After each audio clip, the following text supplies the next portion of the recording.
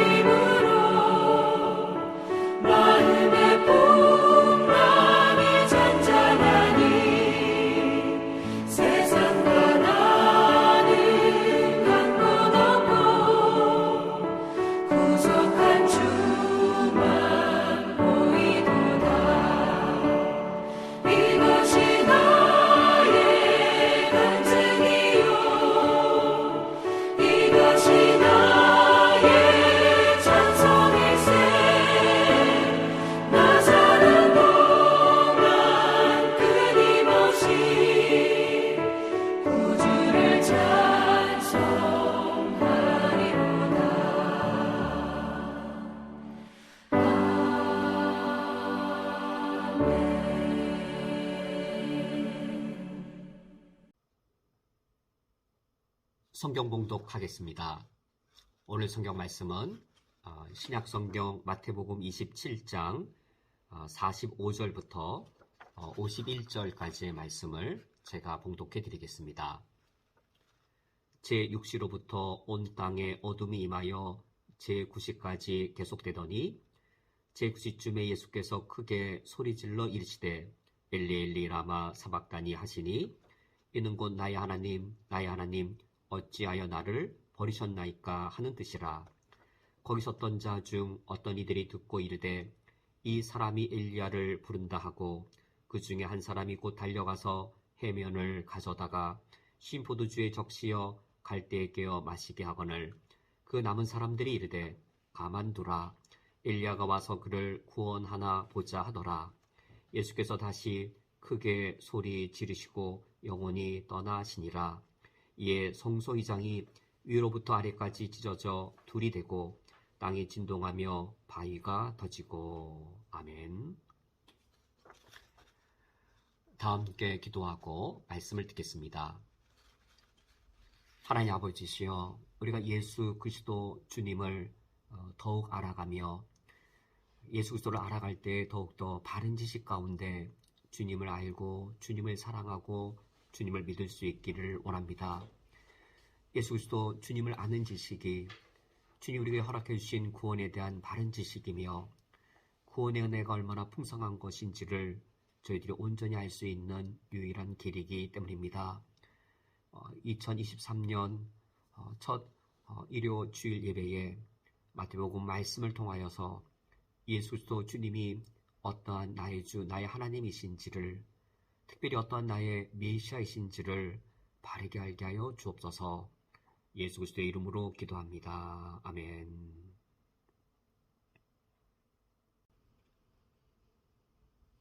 우리가 오늘은 마태복음 말씀을 통하여서 예수님의 제사장적 메시아 되심을 살펴보고자 합니다. 예수님의 메시아 되심에는 여러 가지 측면, 대표적으로 세 가지 측면의 메시아 사역이 있었습니다. 왕적 메시아 되심, 그리고 이 선지자적 메시아 되심. 이 두 가지에 대해선 우리가 지난 일요 예배 말씀을 통하여 이미 살펴보았습니다. 여기 한 가지가 더 있습니다. 바로 제사장적 메시아 되심. 이 예수님의 이런 왕적, 선지자적, 제사장적 이 메시아 되심이 다 합쳐져서 우리의 완전한 구원을 이룬 것이지요. 그런데 우리가 마태복음을 읽어보면 이런 예수님의 이런 삼중적인 메시아 사역을 다 말하고 있으면서도 특별히 예수님의 왕적 메시아 되심을 가장 부각시키고 있습니다. 유대인들에게 있어서 왕적 메시아란 이 왕적 메시아의 대표적 인물이 바로 다윗이었지요. 다윗 왕이 가장 이상적인 왕이었고 왕적 메시아로 오실 분, 다윗 왕과 같은 분으로 오실 것으로 유대인들은 기대하고 있었습니다. 그러므로 메시아는 다윗의 후손으로 태어나셔야 하는 것이지요. 그래서 우리가 마태복음을 읽어보면 왕적 메시아이신 예수님, 마태복음 시작, 다윗의 후손으로 태어나신 것으로 시작하여서 마태복음의 마지막 그 장면을 보면 다윗 왕의 후손으로 오셔서 다윗 왕가를 재건하고 이스라엘 나라를 영원한 나라로, 완전한 나라로 회복하여 하나님 나라를 완성한 그런 다윗 왕적인 메시아이신 것으로 마태복음이 종결되고 있습니다. 이처럼 예수님의 이 마태복음이 말하는 예수님의 메시아 되심의 가장 두드러진 부분은 마태복음의 경우 왕적 메시아 되심을 가장 부각시키고 있습니다. 그런데 우리가 마태복음을 읽어가 보면 예수님의 이러한 왕적 메시아 되심을 가장 부각시키고 있는 것은 명백한 사실이지만 그렇다고 해서 예수님의 선지자적 메시아 되심이나 제사장적 메시아 되심을 소홀히 여기거나 언급 안 하고 있는 것도 전혀 아닌 것이지요. 예수님의 마태복음 읽어보면 예수님의 모습이 왕으로 태어나셔서 그리고 이 하나님 나라를 다시 회복하기 위해 사탄의 나라와 전쟁을 일으키신 후 승리하셔서 다윗의 왕권을 회복하시는 예수님의 왕 되신 모습이 마태복음 처음부터 마지막까지 계속 소개되고 있습니다. 예수님이 왕으로 오셨고 왕으로서의 사역들을 행하시고 하나님 나라를 다시금 회복하기 위해 다시 완성하기 위해 왕권을 완전히 회복하시는 왕의 모습을 이 마태복음이 처음부터 마지막까지 다 전개하고 있습니다. 우리가 마태복음을 읽어보면 예수님을 다윗의 후손, 이 다윗의 자손, 이 어구가 반복되어지는데 되게 중요한 것이죠. 그런데 우리가 예수님의 그 메시아 되심을 우리가 알기 위해 마태복음을 읽다 보면 예수님이 왕으로 이 메시아 역할을 하십니다. 왕으로 태어나셨습니다. 왕으로 태어나신 예수님, 그런데 마태복음 4장에 가서 보면 이 왕이 선지자처럼 행동하고 있고 이 왕이 선지자인 겁니다. 마태복음 4장 17절에 회개하라 천국이 가까이 왔느니라. 예수님이 선지자의 사역을 하고 계십니다. 왕이었다가 선지자였다가 이런 의미가 아니라 왕이면서 이 왕이 선지자 왕인 겁니다. 왕으로서 선지자 역할을 하고 있는 것이죠. 어떤 선지자일까? 이 마태복음 4장 앞에 보면 예수님이 애굽으로 피신하였다가 예수님의 생명을 노리던 이 헤롯 왕이 죽었을 때에 다시금 이제 이 이스라엘 땅으로 돌아오시죠. 자기 백성을 구원하기 위해 다시금 이 이스라엘 땅으로 돌아온 이 모습이 모세를 연상시킵니다. 모세의 생명을 찾던 바로가 죽었을 때 하나님의 백성을 구원하기 위해 애굽으로 돌아왔던 이 모세. 그리하여 마태복음 4장에 회개하라 천국이 가까이 왔느니라란 이 예수님은 누구를 연상시키는가? 모세와 같은 선지자, 선지자적 메시아, 다윗 왕의 후손으로 오신 왕적 메시아가 모세와 같은 선지자, 선지자적 메시아의 모습을 함께 갖고 있는 것을 알 수 있습니다. 이것이 마태복음 5장, 6장, 7장을 보면 더 명확해집니다. 마태복음 5장, 6장, 7장 우리는 산상설교 또는 산상수훈이라고 우리 익숙하게 알고 있지요. 예수님이 산에 올라가셔서 예수님께로 나온 제자들에게 하나님의 법을 선포하시는 것이 산상수훈입니다. 마태복음 5장에서 7장까지의 예수님의 설교는 하나님 나라의 법을 선포하는 장면이죠.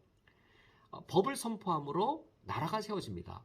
법을 선포함으로 나라를 세울 때 누구의 모습인가요? 법을 선포하여 나라를 세우는 것 바로 왕입니다. 그래서 마태복음 1장 다윗의 후손으로 태어나신 왕적 메시아, 마태복음 2장과 또 4장에 볼 때 이 왕이 모세와 같은 선지자의 모습을 갖고 있는데 마태복음 5장에서 7장 예수님께서 왕으로서 하나님 나라의 법을 선포하시는 그 모습입니다.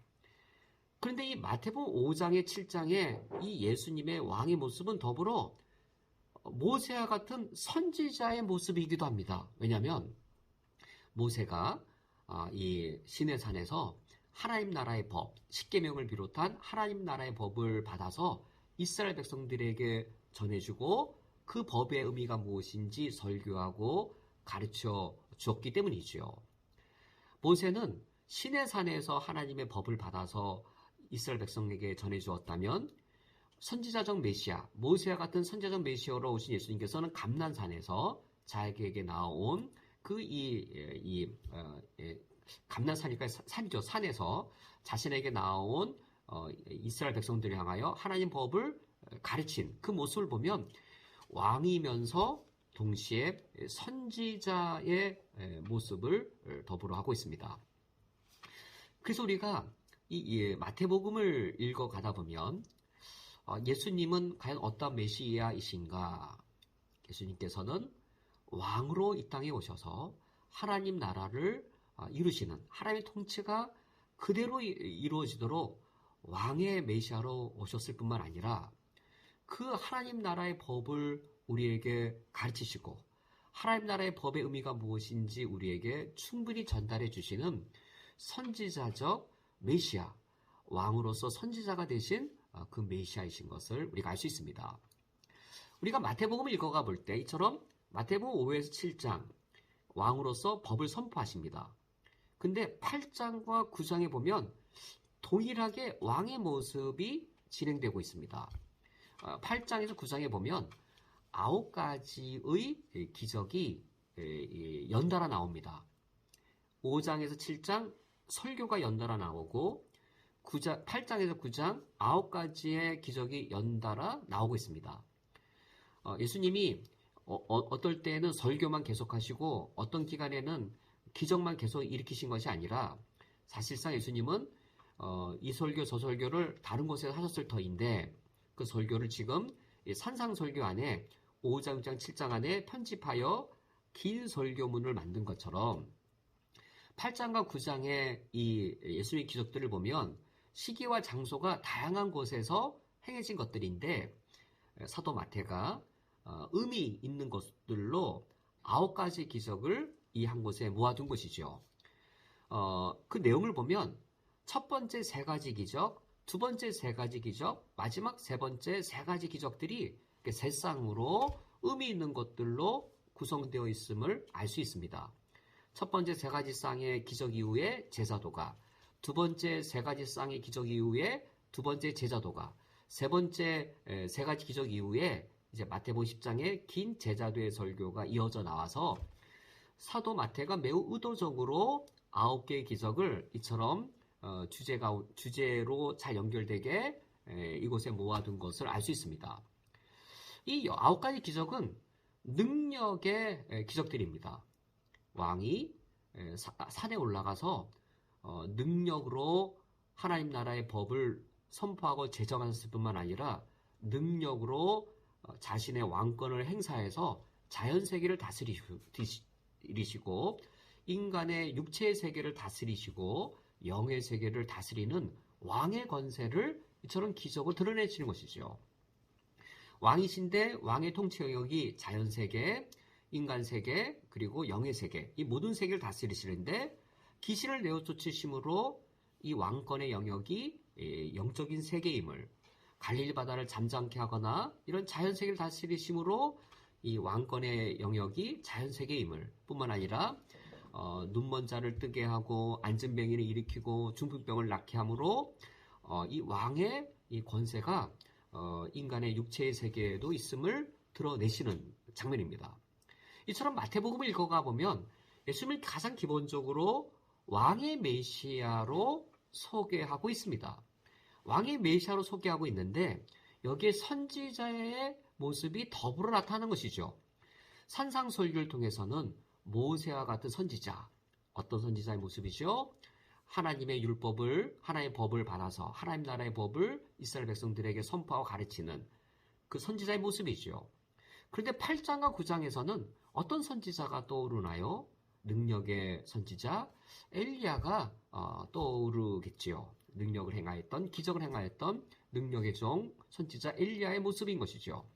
이처럼 예수님의 메시아 사역이 왕적 메시아로 사역을 하시면서도 더불어 이 왕이 선지자로서 하나님의 말씀을 선포하고 선지자로서 능력을 행하시는 것을 우리가 읽게 되어집니다. 그런데 우리가 유념해 봐야 될 것은 우리 성도님들 한번 성경 본문에 마태복음 8장 1에서 4절의 말씀을 한번 보시기 바랍니다. 이 마태복음 8장 1절에서 4절은 8, 9장의 9가지 기적 중에 첫 번째 기적입니다. 이 첫 번째 기적에서 예수님의 제사장적 메시아의 모습이 더 여기에 나타나 있습니다. 왕적 메시아이신데 선지자적 메시아이십니다. 왕이 선지자 역할을 하고 있습니다. 그런데 그 중에서도 이 첫 번째의 기적만큼은 예수님께서 제사장의 모습을 보여주고 계십니다.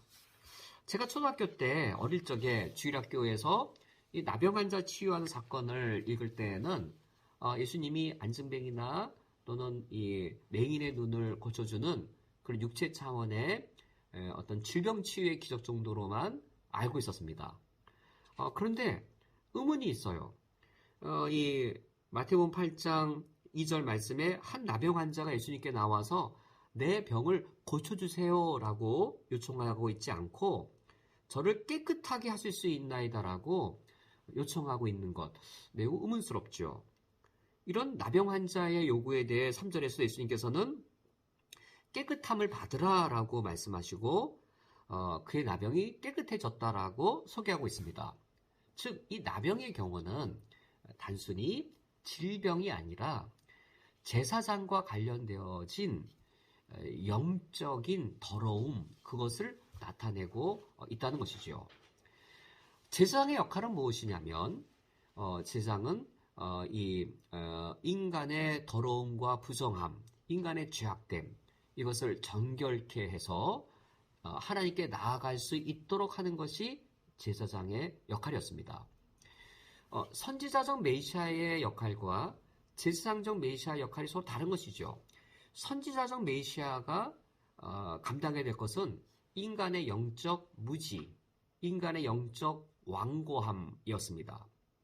인간이 영적으로 무지하고 도덕적으로 더러워서 죄를 지어도 그것이 죄인지를 모르고 자신이 제사만 드리면 하나님의 기쁘시는 것처럼 오해하고 있고 무엇이 하나님이 원하시는 의인지를 모르고 있는 것이죠. 영적 무지에 있을 때 선지자가 나타나서 회개하라 라고 우리의 영적 무지를 들추어내고 무엇이 참된 진리인지를 깨닫게 하는 참된 하나님의 법, 하나님의 진리를 우리에게 가르쳐주는 영적 무지로부터 구원해주는 것이 선지자적 메시아 역할이었습니다.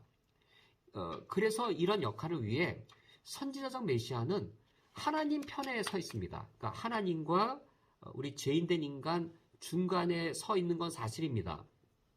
하나님과 우리 인간의 중간에 있기 때문에 중보자입니다. 중보자인데 하나님 편에 선 중보자입니다. 하나님 수준에서 하나님의 시각으로 우리 인간이 죄인이라고 말합니다. 하나님 보시기에 죄인이고 하나님 수준에서 죄인이고 하나님 수준에서 의란 무엇인가? 하나님 수준의 의는 인간이 단지 몸으로 간음을 하지 않으면 7계명을 지킨 것이 아니라 마음에 음욕을 품어도 7계명을 어긴 것이다. 이거 하나님 수준이죠. 하나님의 입장이죠. 이처럼 하나님 수준에서 하나님의 시각에서 하나님의 입장에서 우리에게 진리를 드러내주고 그것에 어긋날 때 회개하라고 책망하여서 우리로 하여금 돌이키게 하는 것이 선지자적 메시아의 역할이고 예수님이 그런 역할을 하셨습니다. 이에 비해 제사장적 메시아, 제사장은 하나님과 인간 사이에서 중보 역할을 함으로 중간에 있는 것은 동일한데 죄인 편에 서 있는 것이죠. 죄인의 입장인 것이죠. 죄인을 향해 회개하라고 하는 것이 아니라 그 죄인이 회개하고 애통해 할 때 자기 등에 업고 대신하여 자기가 대표하여 하나님께 나아가는 것이죠. 더럽고 부정한 자를 정결케 하고 깨끗하게 하고 이 죄악됨을 하나님 아버지 앞에 죄사함 받아서 의인이 되어 하나님께 서도록 죄인의 편에 서서 죄인을 변호하고 죄인을 품고 죄인을 자신과 동일시해서 하나님께 나아가는 것이 제사장적인 이 메시아의 역할이었습니다.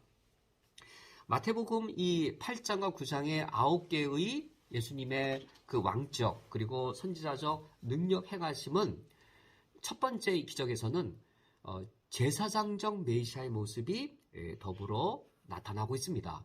제사장의 역할을 하고 계세요. 제사장의 역할을 하셔서 나병으로 인하여 부정한 이 사람, 그를 깨끗하게 해 주어서 하나님께 나올 수 있는 제사장의 역할을 하고 계십니다. 마태복음 8장 이후의 말씀들을 읽어보면 예수님은 정말로 제사장의 심성, 제사장의 영적 인격적 자질을 충분히 갖추신 분이신 것을 우리가 읽게 되었습니다. 예수님의 모습에 선지자의 모습이 분명히 있습니다. 죄인을 볼 때에 회개하라 라고 죄인을 꾸짖고 바리새인과 같은 자를 보면 독사의 자식들아라고 아주 냉소적이고도 그들을 책망하는 말씀을 하십니다. 이처럼 예수님께는 선지자적인 모습이 분명히 있을 터인데 그것만 있지 않았습니다. 만약 예수님께서 그런 선지자적인 모습만 있었더라면 가늠하다 현장에 잡힌 여인이 예수님 앞에 가까이 나아갈 수 있을까? 예수님께서는 분명히 하나님 수준에서 하나님 기준으로 하나님의 완전한 의를 요구하시고 그걸 지키지 아니할 때 회개하라고 요청하시는 선지자의 모습을 갖고 계셨습니다. 그런데 동시에 죄인을 긍휼히 여기고 죄인을 불쌍히 여기고 죄인을 따뜻하게 맞이하시는 제사장의 인격과 자질을 완전한 자질로서 갖고 계셨습니다. 가늠하다 잡힌 여인이 바리새인 앞에 못 가겠지요. 11조 제대로 못 드린 유대인들이 바리새인 앞에 무서워서 책망들과 가까이 못 하겠지요. 그러나 죄인들이 예수님 보기는 어땠을까요? 여기에 바리새인과 예수님이 계시다면 바리새인 앞에는 죄인들, 창녀들, 세리들 가까이 가지 아니하려 했을 터인데 창녀와 죄인과 세리들 그들이 예수님을 가까이 하기에는 아주 쉽게 여겼습니다. 왜 그럴까요? 예수님께는 우리가 복음서를 읽어볼 때에 왕이시며 선지자이신 이 예수님이 동시에 제사장이시기 때문이었습니다. 예수님이 제사장이시기 때문에 예수님께서는 그 당시에 가장 이 죄인의 대표로 여겨졌던 세리를 자신의 이 제자로까지 삼으셨습니다. 그것이 마태복음 9장에 나타나는데 한번 마태복음 9장 9절부터 13절 이 단락을 한번 찾아서 보시기 바랍니다. 이 장면을 보면 마태라는 이 세리가 세관 앞에 앉아 있습니다. 누구냐면 바로 마태입니다. 마태가 마태복음을 기록하였고 자기가 처음 예수님을 만난 그 장면을 이처럼 기록해 넣은 것이지요. 세관 앞에 있는 마태 자신을 목격한 예수님이 나를 따라 오라라고 이 세리를 예수님이 자신의 제자로 삼으십니다. 단순히 자신의 추종자 중에 세리도 있었다가 아니라 자신의 추종자들 중에 12제자 중 한 사람으로 마태를, 세리를 삼으신 겁니다. 세리 중에서 예수님의 제자 삼으신 것이지요. 일부의 세리를 자신의 제자로 삼은 정도가 아니라 한번 마태복음 9장 10절 말씀을 보시면 예수님이 세리의 마태 집에 들어가셔서 식탁교제를 행하십니다. 모든 문화를 떠나서 누군가와 사적으로 긴밀하게 식탁교제를 하며 음식을 나눴다라고 하는 것은 친교의 의미이죠. 나와 너 사이에 격이 없는, 나와 당신 사이에 음식을 나누고 생명을 나누고 그리하여 모든 벽들을 무너뜨리는 그런 하나의 연대의식이 바로 식탁교제였습니다. 마태복음 9장 10절에 보면 이 식탁교제의 자리에 누가 참여했냐면 많은 세리와 죄인들이 와서 예수님과 함께 앉았다라고 하여 마태 집에 단둘이 예수님과 마태만 있던 것이 아니라 이 집에 여러 세리들이 초대받았고 그리고 많은 죄인들이 초청받아 이 자리에 함께 있었습니다. 이 모습을 보고 11절에 바리새인들은 예수님을 조롱합니다. 어찌하여 예수님을 향해 세리와 죄인들과 함께 잡수시느냐라고 책망을 하지요. 이에 대해 예수님께서는 무엇이라고 단적으로 말씀하시냐면 나는 의인을 부르러 온 것이 아니라 죄인을 부르러 왔다라고 말씀하십니다. 선지자로서 예수님께서는 회개하라 천국이 가까웠느니라라고 의인이 되도록 만약 너희 의가 서기관의 의나 바리새인의 의보다 낫지 못하면 하나님 나라에 들어갈 수 없다라고 선지자로서 완전한 하나님의 의를 드러내시는 일을 감당하셨는데 바로 이 예수님께서 이 부르러 오신 인물은 의인이 아니라 죄인을 부르러 오신 것이죠. 죄인의 편에 서셔서 죄인과 자신을 동일시하시고 죄인의 변호자로서 당신이 오신 제사장이신 것을 이처럼 드러내고 계십니다. 마태복음 10장 3절에 보면 예수님의 12제자의 이름들이 열거되어지는 중에 이런 어구가 나옵니다. 빌립과 바돌로메, 도마와 세리, 마테, 알페의 아들 야고보와 다데오 이렇게 진행될 때에 다른 사람은 직업이 열거되어 있지 않는데 마테만 그 앞에 세리, 마테라고 언급하여서 이 예수님이 얼마나 이 세리와 죄인과 같은 더러운 자들 편에 서 계신지를 이처럼 드러내고 있습니다. 그러면 예수님께서는 세리라고 하는 죄인들을 가볍게 여기시고 죄를 심각하게 여기지 않는 것인가? 세리가 얼마나 죄인인 것을 알지 못한 것인가? 그렇지 않습니다. 마태복음 18장 17절에 보면 예수님이 세리를 어떻게 인식하셨는지가 잘 나타나 있습니다. 마태복음 18장 17절 말씀을 보면 만일 그들의 말도 듣지 않거든 교회의 말하고 교회의 말도 듣지 않거든 이방인과 세리같이 여기라 라는 말씀이 나와서 교회 7일을 받지 않으면 이방인과 세리같이 여겨라. 예수님께서도 세리를 이방인과 동급의 사람으로 여기고 계시고 예수님께서도 세리라고 하는 자를 죄인으로 취급하시는 것을 알 수 있습니다. 죄인으로 취급하셨기 때문에 더러운 자이기 때문에 예수님이 이 더러운 세리를 피하신 것이 아니라 오히려 반대였습니다.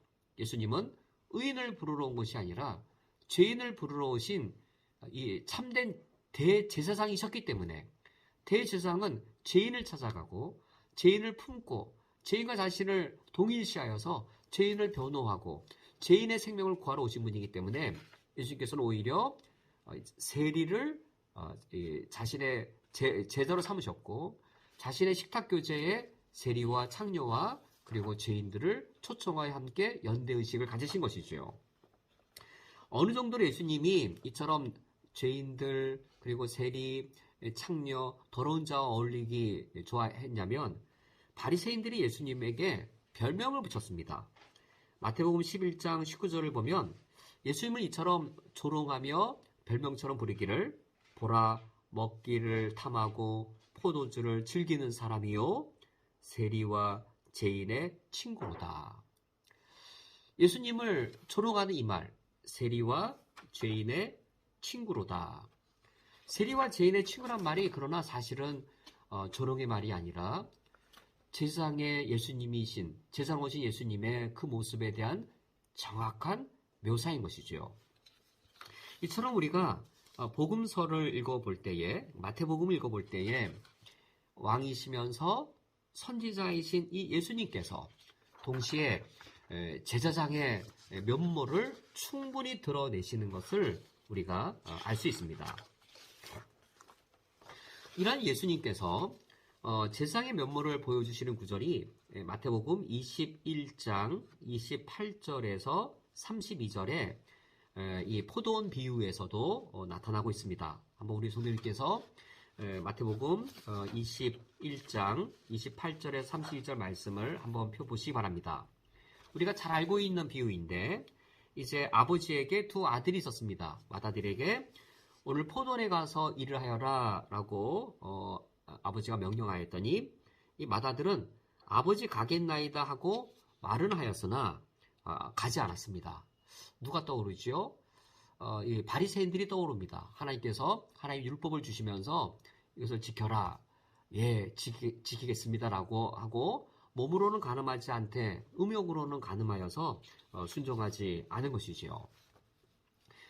이 아버지에게는 둘째 아들이 있었는데 이 둘째 아들에게 동일하게 포도원에 가서 일하라 라고 명령하였더니 이 둘째 아들은 실소이다 라고 하였다가 그 후에 뉘우치고 다시 되돌아갔습니다. 이 둘째 아들이 누구일까요? 예수님께서 이 비유를 말씀하신 다음에 누가 아버지 뜻대로 하였느냐? 사람들이 답변하기를 이 둘째 아들입니다. 뉘우치는 아들이 둘째 아들인 것이죠. 실소이다. 나 하나님의 법 지키기 실소이다. 누가 떠오르죠? 바로 세리와 창녀와 같은 죄인들입니다. 율법 지키지 않은 것이죠. 탐욕 부리면서 이 10번째 계명 이웃의 소유를 탐내지 말라고 했는데 세리들이 얼마나 10번째 계명 어겼는지요. 창녀들이 얼마나 제7계명 간음하지 말라라고 하는 그 계명을 어겼는지요. 이처럼 실소이다라고 말하지 않았지만 그러나 세리와 창녀 중에 뉘우치고 돌이키고 회개한 자들이 있었습니다. 예수님께서 회개하라, 천국이 가까이 왔느니라 라고 하셔서 회개가 천국에 들어갈 수 있는 조건인데, 누가 아버지의 뜻대로 한 자이고 누가 천국에 들어갈 수 있는 자이냐? 실소이다라고 하여서 율법을 범하였을지라도 뉘우치는 자가, 회개하는 자가 천국에 들어갈 수 있는 것이지요. 그래서 예수님께서 마태복음 21장 31절 중반절 이하의 말씀을 보면 이런 내용이 납니다. 예수님이 그들에게 이르시되 내가 진실로 너에게 이르노니 세리들과 창녀들이 너희보다 먼저 하나님 나라에 들어가리라. 여기 세리와 창녀들은 단순한 죄인인 것이 아니라 돌이킨 죄인들, 회개한 죄인들을 가리키는 것이죠. 이처럼 예수님께서는 누구를 위하여 오신 분인가? 의인을 부르러 온 것이 아니라 뉘우치는 죄인, 회개하는 죄인, 죄인들을 위해 오셨고, 뉘우치는 죄인, 회개하는 죄인을 자신과 동일시하시고 그들을 위해 십자가에 죽으심으로 그들의 죄를 사하여 하나님께로 인도해 가고자 하는 제사장으로 오신 것이지요. 이처럼 마태복음 말씀을 읽어보면 예수님은 왕이시고 선지자이시되 제사장의 그런 면모를 드러내시는 그 예수님을 우리가 알 수 있습니다. 그런데 우리가 놀라운 게 하나 있습니다. 마태복음 26장과 27장을 읽어볼 때 우리가 놀라운 사건을 하나 더 알게 되었습니다. 제사장이 제사를 드릴 때 필요한 것이 제물이었습니다. 마태복음에서 등장하는 왕이며 선지자인 이 예수님, 동시에 제사장이신데 이처럼 왕적인 제사장, 제사장적인 왕이신 이 예수님께서 제사를 드릴 때 무엇을 제물 삼아 당신의 백성을 정결케 하는 희생 제사를 드리시겠는지요. 예수님께서 제사장으로 드리시는 그 희생 제물은 과연 무엇인지요. 누가 이 희생 제물이 되겠는지요. 마태복음 26장 1절과 2절을 보면 6월절이 이틀 남은 때입니다. 예수님이 6월절에 돌아가셨거든요. 6월절 희생양을 통해 이스라엘 백성들의 애굽에서 구원받은 것처럼 예수님께서 자신을 6월절 양으로 준비하고 예배하시는 장면이 마태복음 26장에 기록되어져 있습니다. 마태복음 26장의 6절부터 13절에 가서 보면 베다니 나병 환자 시몬 집에서 예수님이 거하실 때입니다. 예수님이 나병 환자를 멀리 하신 것이 아니라 이 부정하게 여겨진 나병 환자를 예수님이 치유해 주셨는데 그 중에 한 나병 환자가 바로 베다니에 있는 시몬이었는데 예수님이 지금 그 집에 머물고 계실 때에 한 여자가 와서 옥합을 깨뜨리고 예수님 몸에 붓습니다. 예수님께서는 이것을 당신이 6월절 양으로 6월절 희생양으로 제물이 되어 죽으실 것에 대한 예비라고 해석하시지요. 마태복음 26장 12절에 이 여자가 내 몸에 이 향유를 부은 것은 내 장례를 위하여 함이라 라고 하여서 이 마태복음 26장을 보면 예수님이 당신이 6월절 양으로 죽으시는 이 향유를 깨뜨려서 당신의 몸에 부은 것은 당신이 6월절 양으로서 이 제물로서 준비되어지는 것이라고 말씀하고 있는 것이죠.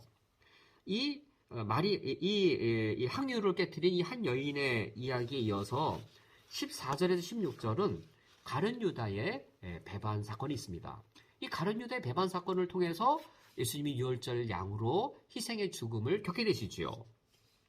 그리고 17절부터 28절에서는 예수님의 최후의 만찬, 우리가 성찬 실행할 때 이 예수님의 최후의 만찬이 바로 이 예수님 제정하신 이 성찬의 이 자리이지요.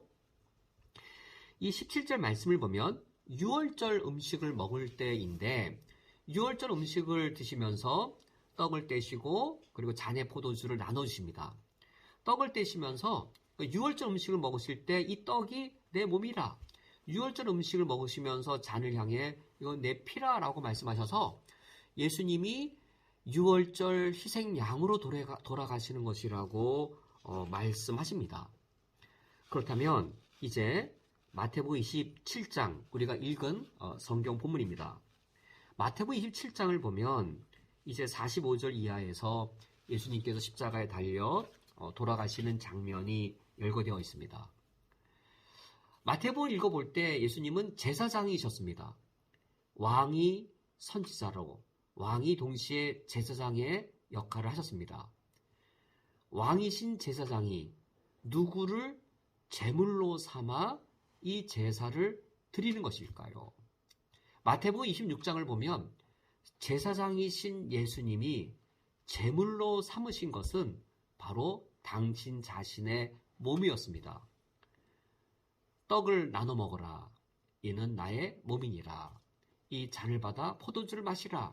이는 내가 너희의 죄사함을 위하여 흘리는 나의 피니라.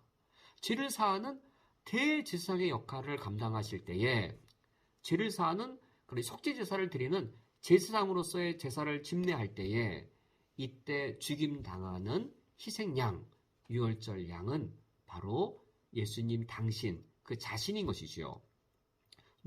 놀랍고 이해하기 어려운 힘든 사건입니다. 왜냐하면 구약의 모든 제사들은 제사장이 희생 제물을 죽이는 것이지 제사장 자신이 제물이 되는 제사는 전혀 없기 때문입니다. 왕이 제물이 된 것입니다. 선지자가 제물이 된 겁니다. 제사장이 제물이 된 겁니다. 메시아로 오신 예수님께서 당신 자신을 제물로 드리심으로 희생제사를 드리셨고 당신 자신이 제물이 되는 그 제사를 예수님이 대제사장이 되어 이 희생제사를 집례하신 것이죠. 마태복음 27장 46절을 보면 희생제물로 돌아가시는 예수님의 외마디의 외침이 이러합니다. 엘리 엘리 라마 사박다니.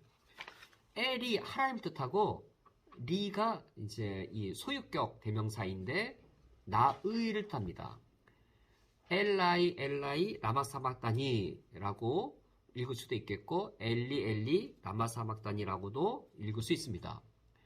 엘라이 할 때도 아이가 이제 나의, 그러니까 엘리 엘라이 나의 하나님, 엘이 하나님입니다. 엘리 나의 하나님, 엘리 나의 하나님, 어찌하여 나를 버리셨나이까. 여기 예수님의 죽음은 버림받은 죽음이었고, 왜 버림받은 죽음이었냐면 재물을 향하여서 죄값에 대하여 하나님이 저주를 쏟아 부으셨기 때문에 이처럼 버림받은 겁니다. 예수님께서 희생 제물이 되셔서 나의 죄를, 우리 온 인류의 죄를 대신 짊어지신 죄덩어리로서 예수님이 제물로 십자가에 달려 돌아 계시고 여길 향해 하나님께서 저주를 쏟아 부으셨기 때문에 예수님은 저주받아 하나님의 저주받은 그 죽음을 겪으시는 것이지요. 그리하여 외치시는 것이지요. 엘리 엘리 엘라이 엘라이 나의 하나님 나의 하나님 어찌하여 버리시나이까. 이처럼 예수님께서 대제사장이 되셔서 희생 제물을 드리신 것은 바로 당신의 모습이셨습니다.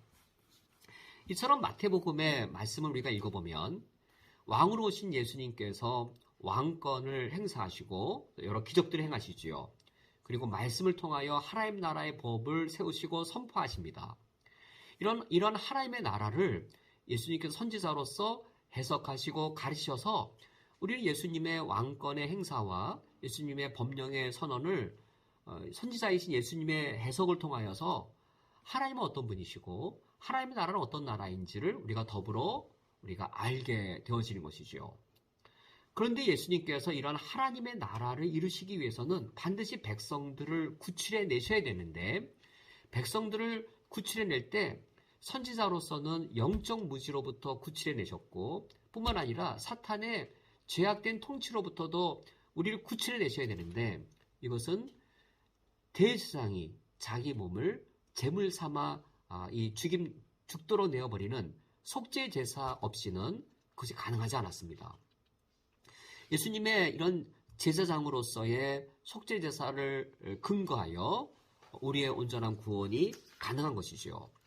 예수님의 왕적이고 선지자적이고 제사장적인 사역은 동시적이고 한 덩어리여서 여러 측면이 동시에 드러나는 것이지 이렇게 사역들이 서로 구분되는 것은 당연히 아닌 것이죠. 예수님의 이 지상적인 이 메시아 사역을 통하여서 우리의 완전한 구원을 이루실 수 있었습니다. 이런 완전한 구원을 이루셨음을 드러내는 것이 우리가 오늘 읽은 마지막 구절 51절의 말씀입니다. 예수님께서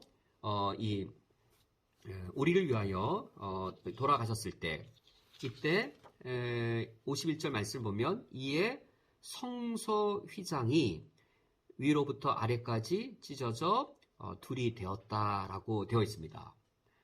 예수님의 이 대제사장의 이 희생제사 사역을 통하여서 무엇이 이루어졌냐면 하나님께 나아가는 길이 열리게 되었고 그리하여 성전이 완성되게 되었습니다.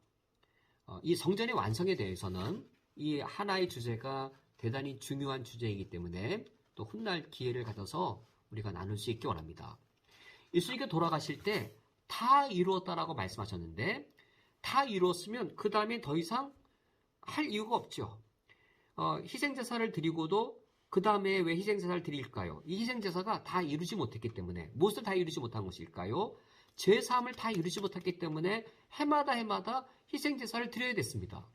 성전에 가서 희생제사를 드려야 됐습니다. 그 다음에 가서도 왜 성전에 가서 희생제사를 드려야 됐나요? 다 이룬 것이 아니었기 때문에 여전히 성전이 필요하고 여전히 성전에 가서 희생제사를 드려야 했던 것이죠. 그러나 예수님께서 십자가에 달리셔서 대제사장으로서 당신의 몸을 완전한 희생제물로서 속죄제사를 드린 이후에 그 이후에는 성전이 다 이루어졌습니다. 속죄제사가 다 이루어졌습니다. 그러므로 예수님 십자가의 죽음 이후에는 더 이상 성전이 필요하지 않고 예수 십자가 죽음 이후에는 성전에 희생제사가 죄사함을 위한 속죄제사가 더 이상 필요하지 않게 되었습니다. 다 이루어진 것이죠. 이처럼 다 이루어진 것에 눈에 보이는 가시적인 그 현상이 무엇이었냐면 성소와 지성소를 가로막고 있던 성전 안의 휘장이 찢기어서 열리는 것이었습니다. 바로 51절에 이에 성소 휘장이 위로부터 아래까지 찢어져 들이되었다. 여기 성소란 이 지성소로 들어가는 성소와 지성소를 가로막고 있는 그 휘장을 가리킵니다. 지성소에 하나님이 계시는데 더러운 인간, 죄악된 인간이 나아가는 것, 이 죄 때문에 휘장이 가로막고 있었고 하나님께 나아가려면 죄사함이 있어야 나아갈 수 있었습니다. 성전의 기능이 바로 하나님께 나아갈 수 있도록 제사함을 통해 하나님께 나아가는 지성소로 나아가는 그 길을 열어놓는 것이 바로 성전의 기능이고 속죄제사를 통하여 그는 가능하였는데 이 예수의 십자가의 죽음으로 하나님께 나아가는 지성소로 나아가는 길이 열렸으므로 더 이상 속죄제사가 필요하지 않고 더 이상 성전이 필요하지 않게 된 것이지요. 오늘 말씀을 맺도록 하겠습니다. 오늘 말씀이 흔히 말하는 은혜 받기에 쉬운 구절이 아닐 수 있겠습니다. 듣기에 어려울 수도 있겠고 가볍게 값싸게 우리 마음을 위로해주는 그러한 내용도 없는 말씀으로 여길 수도 있겠습니다. 그러나 우리가 여러 주에 걸쳐서 예수님의 왕적인 또 이 선지자적인 제사장적인 사역을 살펴본 이유는 여기에 있습니다. 예수님 우리에게 어떤 메시아이시고 메시아로서 어떠한 은혜를 어떤 구원을 우리에게 주셨는지를 우리가 말씀을 근거에 알 때에 우리가 바른 복음이 무엇인지를 우리가 정확하게 이해할 수 있기 때문입니다. 오늘날 한국교회, 현대교회의 교회 안에 더럽고 아주 구역질나는 그런 이 가짜 복음들, 정치적인 더러운 선동꾼들, 그리고 구역질나는 이단들이 이 교회 안에 들어와서 예수의 복음을 더럽히고 훼손시키는 일들이 적지 않습니다. 왜 현혹될까요? 왜 어디까지가 참된 복음이고 어디를 넘어서면 저거는 더러운 정치 선동, 저건 더러운 이단이란 것을 왜 교회가 그것을 배척해내지 못할까요? 예수님의 이런 메시아 되심에 대한 온전하고 올바른 내용들, 우리가 복음서를 읽더라도 그저 읽어버리고 오병이어 기적처럼 물질의 복을 주세요. 예수님께서 안진병이 일으킨 것처럼 우리 질병이 낫게 해주세요라고 천박하게 복음을 전락시키는 것에 우리가 많이 익숙해져 있기 때문입니다. 예수님이 왕적인 메시아로 무엇을 우리에게 이루셨는가? 예수님께서 선지자적 메시아로 무엇을 우리에게 이루셨는가? 예수님께서 제사장 메시아로 우리에게 무엇을 이루셨는가를 우리가 바르게 알고 충분히 알수록 우리가 복음을 바르게 지켜나갈 수 있기 때문입니다. 우리가 짧은 몇 번의 기회를 통해서 이 복음서에 나타나 예수의 메시아 되심을 충분히 살펴보지 못했지만 우리가 계속해서 이런 말씀들을 나눌 수 있기 원합니다. 교회 상황이 허락되어지면 현재 예배부에서는 한 3월을 목표로 하여서 1호 저녁 예배를 이제 우리 대면 예배로 하기를 원하고 있습니다. 대면 예배가 되어지면 우리가 교환을 가지고 더 충분하게 주님의 말씀을 나눌 수 있으리라 기대되어집니다. 이처럼 영상을 통해서는 저도 말씀을 전하기가 어렵고 우리 성도님들도 말씀을 충분히 이해하기가 많은 장애가 있을 텐데 속히 우리 쿠웨이트의 상황이 더 좋아져서 우리가 대면으로 만나서 이 복음서에 있는 이 귀한 말씀들을 우리가 더 가까이 더 쉽게 나눌 수 있기 원합니다. 그때가 되어지면 우리가 복음서를 통해 예수님의 메시아 되심 우리가 더 잘 접하고 또 깨닫고 복음이 정말 무엇인지 예수님이 우리에게 주신 구원이 무엇인지를 우리가 더 잘 익혀나갈 수 있으리라 기대되어집니다. 이 시간 함께 기도하고 오늘 말씀을 마치도록 하겠습니다. 하나님 아버지시여, 우리가 하나님 아버지 앞에서 하나님의 영광을 위하여 하나님 안에서 하나님과 함께 더불어 동행하며 살기를 원합니다. 그러나 우리 안에 어그러진 것과 더러운 것들이 있음에도 우리가 주의 진리를 분별하며 주님의 진리를 사모하며 저희들이 열정을 가지지 않는다면 저희들이 쉽게 세상에 오염되는 것들을 저희들이 경험합니다. 우리가 마태복음 말씀을 통하여서 예수 그리스도께서 어떠한 메시아 되시는지를 우리가 말씀을 통해 살펴보았습니다. 이것이 이 시대에 예수 그리스도의 복음을 바르게 지켜나가는 것에 있어서 귀한 진리의 말씀들이 되게 해 주옵소서. 예수 그리스도의 이름으로 기도합니다. 아멘. 다 함께 주기도로 오늘 예배를 해야겠습니다. 하늘에 계신 우리 아버지여, 이름이 거룩히 여김을 받으시오며 나라가 임하시오며 뜻이 하늘에서 이루어진 것 같이 땅에서도 이루어지이다. 오늘 우리에게 농한 양식을 주시옵고 우리가 우리에게 죄 지은 자를 사하여 준 것 같이 우리 죄를 사하여 주시옵고 우리를 시험에 들게 하지 마시옵고 다만 악에서 구하시옵소서. 나라와 권세와 영광이 아버지께 영원히 있사옵나이다. 아멘.